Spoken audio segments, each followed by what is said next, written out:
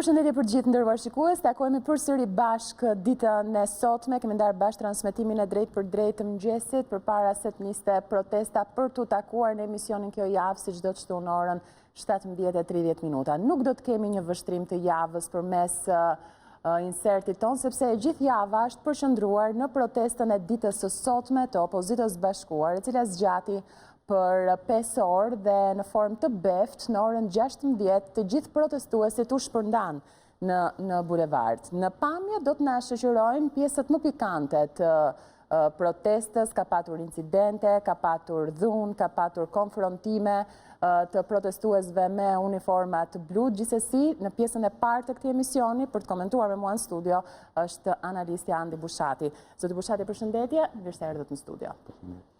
Pa diskutime keni ndjekur gjithë protestën e ditës së sotme, keni ndjekur gjitha episodet e saj, një lexim të përgjithshëm tënd mbi protestën, si e pe atë? Nëse do të jepnim një konkluzion të përgjithshëm, unë do të thosha që protesta e opozitës sot ishte një dështim. Ishte një dështim për 3 arsye kryesore. Ishte një dështim në radhë parë sepse ka një shprehje populli thotë kur bën plan ta nxjerrësh shpatën nga milli duhet mendohesh se ku do ta çosh. Pra, opozita kishte organizuar një protestë, le të themi pa frikë të dhunshme. Ata nuk ishin njerëz, popull, qytetar të revoltuar, ata që ishin atje, që shihen pamje, ishin militantë të opozitës. Dhe si të tillë, ata kishin një plan paraprak për ushtrim dhune. Një dhunë që nuk e çuan deri në fund. Pra nuk hyn kryeministri, nuk zaptuan zyrën e Ramës, nuk rrëzuan Ramën që gjëja përfundimtare apo jo. Dhe në këtë kuptim duket sikur opozita tentoi të bënte dhunë, mori njollën që japin kundërshtarët nga dhuna, por nuk mori fryte nga dhuna që tentoi të ushtronte. Kjo është e para. E dyta është që po të bëjmë një pyetje fare të thjeshtë. Edi Rama dukej më i dobët mbrëm darkë apo duket sot? Unë mendoj se sot është më i fortë se një ditë përpara, sepse një ditë përpara ne të gjithë ishim mbarsur me Edi Rama dorëzohet, kjo është ditë e fundit e tij, po siku do ta tërheqim zvarr, tha Berisha sot paradite. Ndërkohë që Rama nesër mund të futet i dirë në zyrën e tij. Dhe kjo është e dyta. E treta, kemi një shprehje të Monika Kryemadhit, e cila në këto studio të emisioni Zotit Rakipi, një javë parë bëri me dije që kjo është dita o do iki Edi Rama, o do ikim unë dhe Lulzim Basha. A duhet ta shtrojmë sot këtë pyetje? Po, në fakt edhe pak përpara se të shpërndaheshin protestuesit, ka patur thirrje nga ana e zonjës Kryemadhi, e cila është shprehur që nuk do ta lejojmë të hyjë në zyrë, nuk do ta lejojmë të hyjë në kryeministri. Më pas, brenda një ore, e gjithë protesta u shpërnda. Çfarë është ky, ndoshta një mos organizim mes tyre, apo ka patur ndoshta ndonjë lloj trysnie apo presioni për ta mbyllur këtë protestë, e cila shkoi me 5 orë të fuqishme dhune? Trysni gjithmonë është ajo fabula e njohur e çadrës, që thot Basha nuk mlan ndërkombëtarët, 3 janë çadër dhe më futën mbrëm. Kishte shumë deklarata të forta të ambasadave kryesore në Shqipëri. Por kush, prandaj thash, kur bën në plan ta nxjerrësh shpatën nga milli, duhet ta vrasësh mendjen mirë se ku do e çosh. Se nuk e fut dot mbrapa ose e fut me turp. Dijej që me një protestë të tillë dihet si reagojnë ambasadat, dihet si reagojnë burokratët perëndimor, dihet si reagojnë ata të huaj që e shohin si një spektakël nga televizori ato që ndodh në Shqipëri. Por këto bëhen të gjitha llogari përpara dhe mendohet se çfarë do bësh në fund. Unë mendoj që opozitën sot e penalizoi gjua e saj e dyfisht. Nuk ishte shqiptar që nuk e dinte që ata njerëz që ishin aty ishin militantë të opozitës. Nuk ishin as studentët që ishin rrugë, as ata protestuesit që protestojnë për teatrin kombëtar apo jo. Ishin idhtarët më të flakët të opozitës. Ata që donin të hapnin derën e kryeministrisë ishin njerëzit e opozitës. Dhe gjua që e penalizoi opozitën ishte ajo që jo nuk jemi ne, është populli i zemëruar. Pra në këtë mënyrë ne kishim një mosmarrje përgjegjësie nga liderët kryesor, që nëse kishin bërë një skenar dhune, duhet i vinin gjoksin këtij skenari dhune. Jo të thoshin që është një dhunë, po që po e ushtrojnë disa qytetarë, po që këta nuk janë qytetarët tanë. Pra ti lë ata në mëshirë të fatit, në mëshirë të policisë dhe në mëshirë të kësaj qeverie që ti do të arzosh me anë tyre. Ka një paradoks. Zotë Bushati, unë duhet të pyes, çfarë duhet bënte opozita që sot t'i quhej një protestë e suksesshme? Për te kësaj gjuhe të dyfish që ju thoni. Si duhet ta Opozita kishte dy rrugë. Ose të bënte një protestë si ajo që ka bërë përpara, madhështore, gjigande, me parakalim, me fjalime, të tregonte një forcë. Pjesëmarrje masive kishte, nuk diskutohet. Por fakti që ti tenton të ushtrosh dhunë dhe nuk merr frytet kësaj dhune, ky quhet dështim. Pra, do me thënë, ka një fjalor dhe një sfond të aksionit opozitar. Çfarë është ky fjalor? Edi Rama nuk mundet me betejë parlamentare se në parlament i mbyll gojën opozitës. Edi Rama nuk mundet me zgjedhje se zgjedhjet i vjedh me ato përgjime tip gjushi që tashmë janë shfaqur. Atëherë, konkluzioni ishte, Edi Rama kupton vetëm me gjuhën e dhunës. Pyetja që shtrohet sot, a ishte aftë opozita që Edi Ramës ti tregonte që ti merr vesh me gjuhën e dhunës? Unë them që këtu dështoi. Ti shkon të dhunës deri në fund, dhe thonë jo? Po, dhunë për gjysmë nuk ka. Ose shkohet me dhunë deri në fund, ose dhuna nuk tentohet fare. Sepse dhe të marrësh njollën e kundërshtarëve që ti je njeri i dhunshëm, dhe mos marrësh frytet e dhunshme, e dhunës tu janë dy të qija bashkë, mendoj. Nëse do të shkonin të hynin në katin e parë të kryeministrisë, nëse do të thyeshin ato hekura që janë vendosur, sepse pjesa e gjelbër e kryeministrisë iku që në momentin e parë, çfarë mund të ndodhte më pas?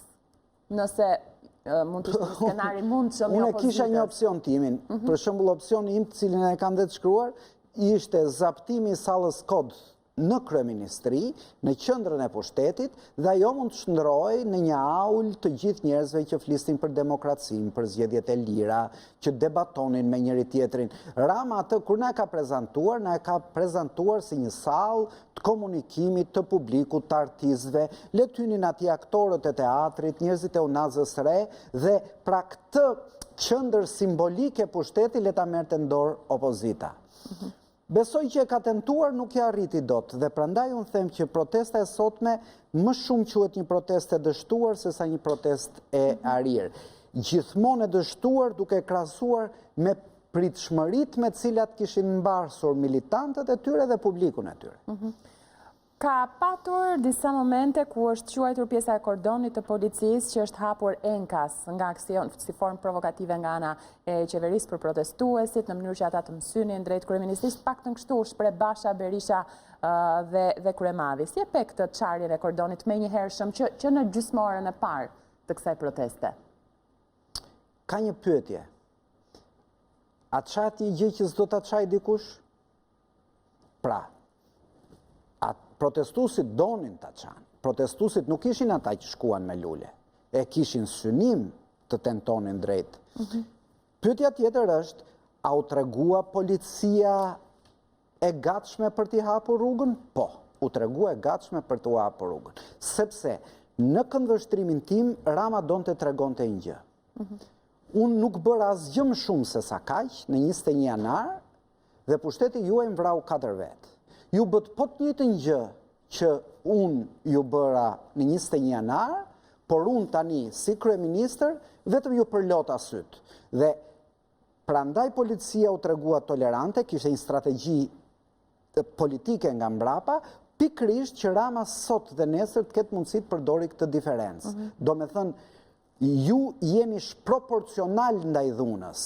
Kur unë në opozitë ushtroja dhunë, ju më vrat. Kur ju në opozitë ushtruat dhunë, unë vetëm ju përlota. Dhe t'jeni sigur që do t'a dëgjojmë shumë të refrenet ditë ardhme.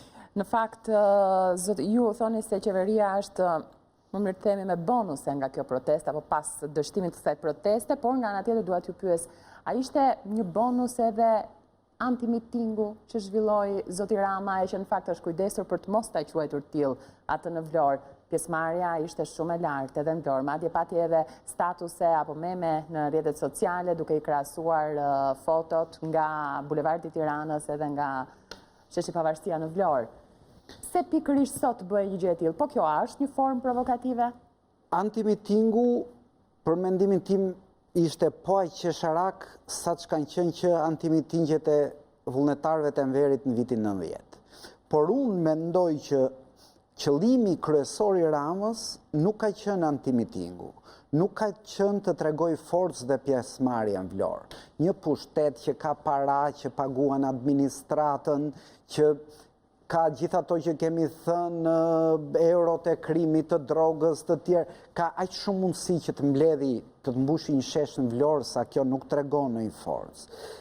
Unë mendoj që qëllimi i Ramës ka qenë, dhe Vlora ka qenë një mënyrë arratisje. E mbani mend ka pasur një debat shumë madh 21 janar, njerëzit fare pranë tij thoshin Berishës ik nga kryeministria, se nëse lideri nuk është në kryeministri, ata që e mbrojnë për rreth institucionin nuk janë aq të ashpër. Rama nuk donte, duke u larguar nga kryeministria dhe gjeti Vlorën si sebeb, donte tregonte pikërisht këtë, mos karikonte njerëzit e tij të ushtronin më shumë dhunë se sa duhet. Dhe gjeti një mënyrë perfide për tu larguar drejt Vlorës. Pra ajo e Vlorës nuk e ka rëndësinë e saj sa njerëz mblodhi, por që u arratis nga nuk la vetëm zyrën, po la dhe Tiranën, në mënyrë që njerëzit e tij mos gjuanin me plumba, po gjuanin vetëm me gaz lotësiellës. Ju thoni që opozita dështoi, po policia ka dështuar sot? Unë mendoj se jo. Unë mendoj se jo, do me thënë, duke pasur policia shqiptare ka pafundësisht defekte, po duke pasur në mendje aktet më të dhunshme që policia ka kryer me demonstruesit, sot policia nuk ka dështuar. Policia sot ka ruajtur një standard edhe më të mirë sa ruajti kur hyn si bashkibozuk në universitete për të nxjerrë studentët jashtë. Edi Bushati, sot bënte përshtypje fakti që të gjithë qytetarët, të gjithë protestuesit i drejtoheshin liderit historik, sipas tyre, të Partisë Demokratike, zotit Berisha. Nuk është se kishte shumë drejtim të thirrjeve apo të fjalëve drejtuar zotit Basha. Çfarë tregon kjo për një protestë? Ndoshta atë shpirtin e protestës që gjithmonë ka dhuruar Sali Berisha në të gjitha kohët e marra bashkë apo si?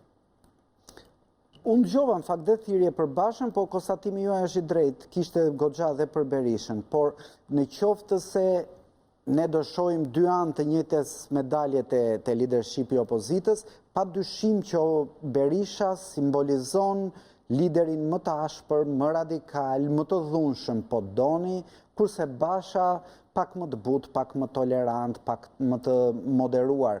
Dhe një turme mbarsur për qasje radikale gjendet afektivisht më pranë Berishës se sa pranë Bashës. Kjo besoj e shpjegon. Takimi tjetër për opozitën për protestë është dita e njëjtë në orën 10. Një tjetër protestë më e madhe, thot kryemadhi dhe Basha, se sa ajo e ditës sotme. E para, sa gjasa ka që të ndodh kjo, që tjetë më e madhe se e ditës së sotme, dhe si e sheh rrjedhën tani vazhdimin e kësaj. Eksperienca na ka treguar një gjë, që kur kemi një val apo një zinxhir protestash, gjithmonë e para është më e madhe. Pastaj vjen duke u zbehur. Basha dhe kryemadhi ndoshta duan na mbushin mendjen që këtë herë kurba e pjesëmarrësve do jetë më e madhe. Unë s'mund të vë bast për këtë, po historia na tregon që gjithmonë është më e vogël dhe fakti që opozita nuk ka zgjedhur më bulevardin, po një hapësirë më të vogël si sheshi para parlamentit, ndoshta dhe ata i trëmbet një pjesëmarrje më të vogël. Dhe shumë e vështirë të motivosh njerëzit kur të shtunën i sollën Tiranë që do rrëzoj me Edi Ramën, do të reqim zvarë Edi Ramën, ti thuash pastaj që hajdeni dhe tenten se bëm herën e parë, po ka një të dytë dhe pastaj ka një tretë që do jetë e vërtetë. Ndër ultimatumet që vendosi kryemadhi që do të futen në kryeministri, nuk do të lejojmë që të futesh në zyrë zotit Rama, pati ultimatume edhe nga zoti Berisha. U shpreh deri në darkë ke afat për të dhënë ndërheqjen Edi Ramës. Si u duk fillimisht kjo? Mund të ndodhte? Do të tërheqim zvarë, tha Berisha, kush kujtoj çiftin Ramizalia Ceaușescu, pra ishte shumë i ashtë për Berisha në fjalët e tij. Dhe në fakt ka qenë gjithmonë kur bëhet fjalë për protestë. Në fakt unë ato i shpjegova si një moment aty i ngranua për t'i dhënë zemër protestuesve se sa një platformë e qartë politike. Pra, në momentin vendimtar, njerëzit lëshojnë dhe fjalë që nuk përbëjnë thelbin e mendimit tyre. Si po funksionon sot PD-LSI? Si është opozita vërtet e bashkuar, qoftë edhe nga ajo që pam sot, apo çfarë na pret që të shohim? Natyrisht, protesta e unifikon opozitën. Në qoftë se loja parlamentare e dezunifikon ose i lë të gjithë dhe hapur mundësinë që ndoshta unë mund të bëj një bashkëpunim me Ramën, mund të shkel syrin pushtetit, mund të marrë një favor nga pushteti, radikalizimi gjithmonë e unifikon opozitën. Dhe në këtë kuptim mendoj që në qoftë sot PD-LSI janë më të fortë se dje ndark. Edhe brenda asaj që nuk i doli plani. Nëse ne do të krahasonim protestën e studentëve me protestën e ditës sotme, a mban krahasim mes këtyre dy zhvillimeve që kemi parë?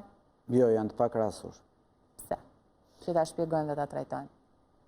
Janë të pakrahasueshme për një gjë.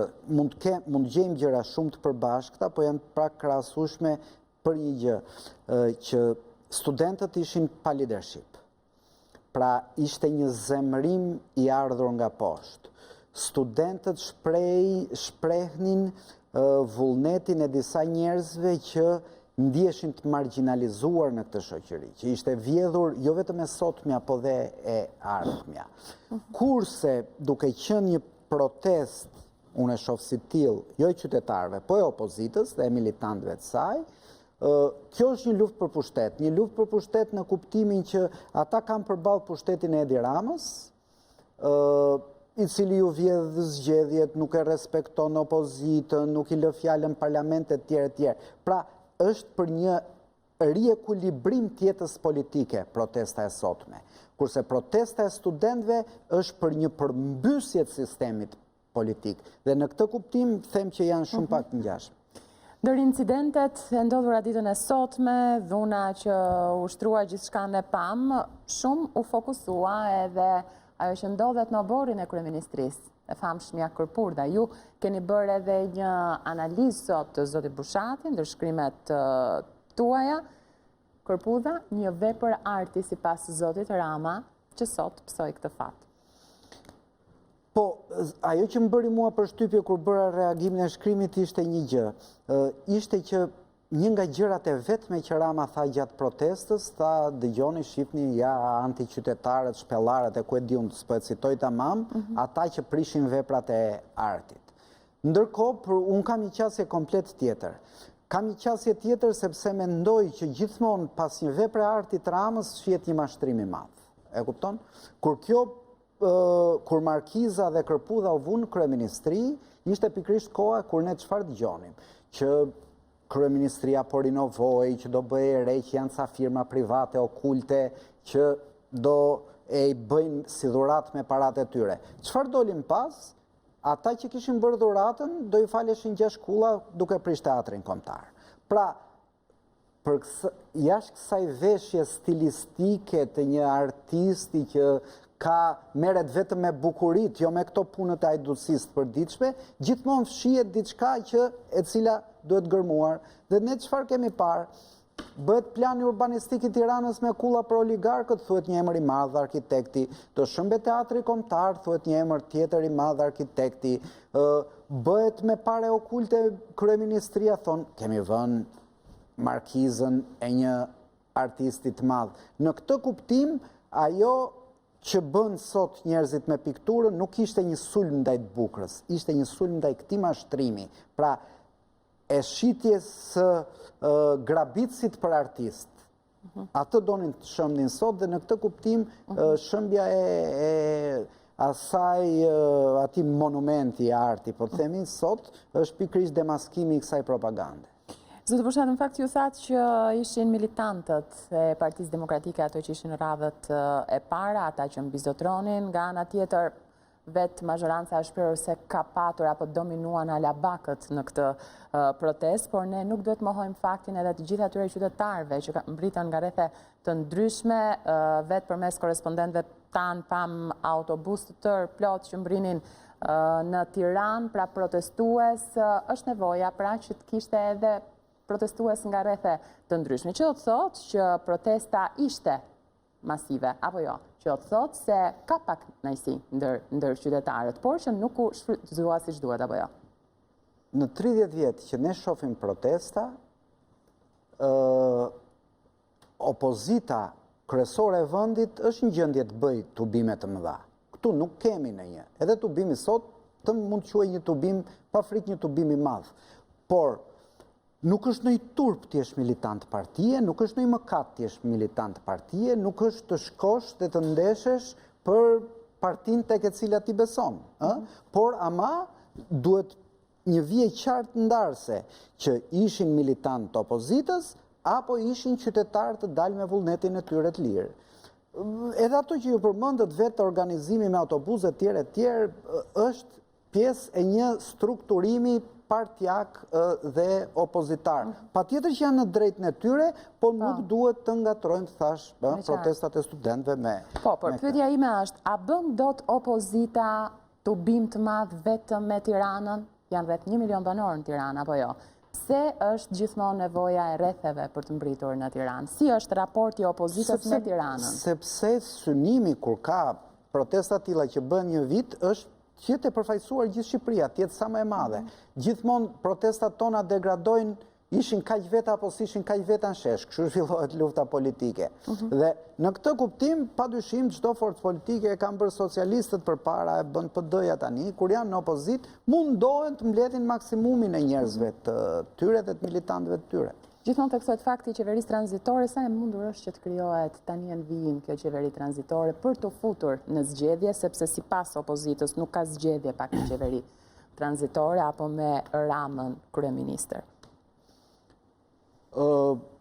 Sot arritja objektivit qeverisë tranzitore është më largët se dje.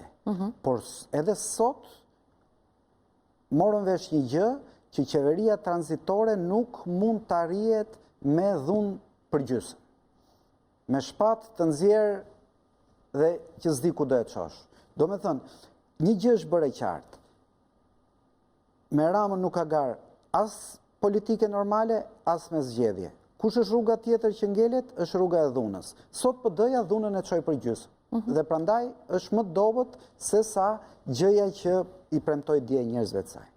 Në fakt, thjesht një pyetje, është data 21 që i takon protesta e opozitës e ditës së njëjtë. Pse nuk u zgjodh për shembull 20 shkurti si dita simbol e rënies diktatorit, e hedhjes bustit të Enver Hoxhës? Besoj e kanë lidhur me parlamentin. Po mund të ketë ndoshta ndonjë plan që të mësyhet brenda në parlament?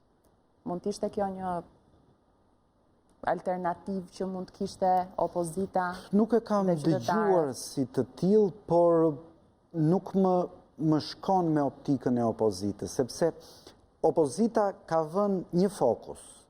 Nuk thot që e keqja është gjithë majoranca socialiste. Thot e keqja është Edi Rama.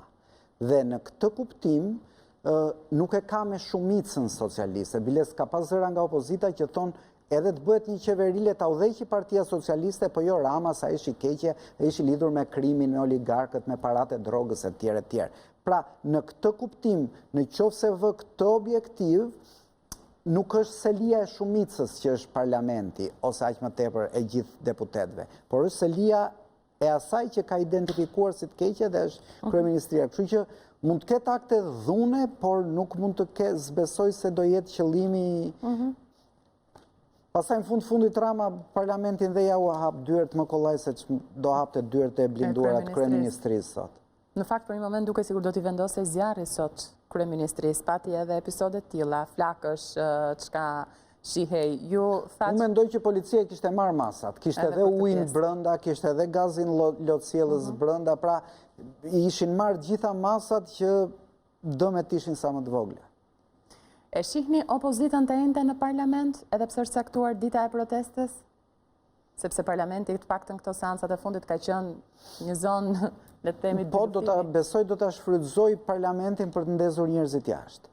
Po ideja e djegjes mandateve mund të jetë nga ana e deputetëve të opozitës? Do t'i shërbente opozitës? Është një ide që unë e kam mbrojtur. Është një ide që unë e kam mbrojtur dhe sot bëhet më e fortë se kur për një arsye. Sepse dhe sot ajo gjuha e dyfisht për cilën folëm, ti nuk mund t'i thuash njerëzve që sakrifikoni ju, merrni ju medaljen apo mëkatin e dhunusit, se unë si lider opozitës jam paqësor. Te kjo opozit ka shumë mosbesim dhe në këtë kuptim duhet një lloj harakiri, vetë sakrifikimi për t'u sjellë dhe këta si qytetarë thjesht dhe t'ia mbushin mendjen njerëzve vërtet që këta nuk e kanë për pushtetën e tyre, por po shkojnë në akte ekstreme se me vërtet gjendja në Shqipëri është shumë keq. Në këtë kuptim unë mendoj që djegja e mandateve dhe mos hyrja në zgjedhjeve janë dy opsione që opozita duhet t'i marrë në konsiderat për t'i dhënë një shok të fuqishëm, jo vetëm shoqërisë shqiptare, por edhe ndërkombëtarëve. Dhe sot kjo gjë u pa te ajo që të thash, do me thënë këta njerëz që sillen si deputet, që ruajnë akoma aureolën e njeriut, që është për te i dhunës, që është për paqe, por do të nxisi njerëzit që ta ushtrojnë këtë dhunë, tregon pikërisht të kontradikt që ka disa lider që nuk janë ende në gjendje të vetë sakrifikohen, pra e duan edhe rrogën dhe koltukun e deputetit dhe celularin dhe dietat dhe këtu, kurse njerëzit mund të shkojnë në burg. Dhe ishte shumë signifikative një shprehje e zonjës kryemadhi, që tha, këtu po provokon policia, tha, pse shkon t'i kapi ata. Sikur ata ishin njerëz pa zot, ata nuk ishin militant të opozitës, ata që po sulmonin. Ata ishin të frymzuar nga opozita, nuk mund ta luash këtë lojë, sepse përndryshe bëhesh i pabesueshëm, them unë. Këta deputetët me aureolën e tyre për të mos nxitur dhunë, për të distancuar nga dhuna, nga ana tjetër Edi Paloka në seanca më e fundit madje u desh protesta që të harroja ajo sken e seancës plenare hodhi boj ndaj kryeministrit. A u duk që këtu se do të kishte dhunë, sepse vetë Paloka u shpreh është vetëm fillimi i 16 shkurtit ky? Po, ishte një akt që kalonte atë etiketën normale të parlamentit, disa thanë që bëhet ndaj dhunimit që bën Rama deputetëve, por unë besoj më shumë versionin e Palokës, i cili tha, po është një shkëndi për treguar që ne po i hedhim benzin zjarrit, por fatkeqësisht ngeli me aq. Dua ta kthejmë edhe një herë vëmendjen tek ndërkombëtarët. Përpara se të niste protesta, ne patëm një deklaratë nga ana e ambasadës, kryesisht nga ana e ambasadës Shteteve të Bashkuara të Amerikës, që si ndryshe nga herët e tjera, pra si rrallë herë përshëndeste pjesën e protestës, e zhvillimit protestës në formë paqësore, sigurisht duke mos nxitur dhunën, nuk i bënte thirrje qytetarëve si gjithmonë për distancim nga vendet ku qytetarëve apo shtetasve amerikanë nga vendet ku protestohet, pra duke sikur e mbështeste protestën, madje ka patur edhe interpretime të tilla nga analistë të ndryshëm. Ndërsa sot është dënuar me forcë nga ana e ndërkombëtarëve kjo që ndodhi. A ka diçka që nuk shkon edhe me këta të fundit? Jo, me ata shkon e njëjta vi që shkon gjithmonë. Mendoni që keni të bëni me burokrat, aq më tepër që janë në ditë weekendi, aq më tepër që nuk duan të prishin reatin e tyre, dhe ajo që kanë bërë sot nuk është asgjë, po ju kujtoj vetëm deklaratën e ambasadorit amerikan pas 21 janarit. Sali Berisha kishte vrarë 4 vete, i tha burr shteti. Kështu që sot janë brenda atij fjalorit që thonë gjithmonë, nuk duan dhunë, nuk duan. E po fundit, çfarë duan ata, pse ta kërkojnë me dhunë, duan pak më tepër demokraci, duan pak vjedhje vote. Po shqiptar janë, edhe kaq sa kanë, ndoshta mirë i kanë tani, pse të na hapin probleme me këto dhunra, me këto që duhet të raportojmë ne në qendrat tona, duhet të japim llogari, është tunë, është weekend. Domethënë, nuk besoj se duhen marrë më shumë seriozisht se duhet. Zoti Bushati, unë ju falenderoj për këtë intervistë në emisionin Kjo Javë. Përfundon pjesa e parë e emisionit, do të shkojmë në publicitet, sigurisht do të mbetemi tek protesta, tek gjitha episodet e ditës sotme, një protestë e fortë prej 5 orësh, por që përfundoi në orën 16 për t'ju lënë takim opozitarët qytetarëve të enjte në orën 10. Shkojmë në publicitet, kthehemi pas pak me kreun e grupit parlamentar të Partisë Socialiste, zotin Taulant Balla.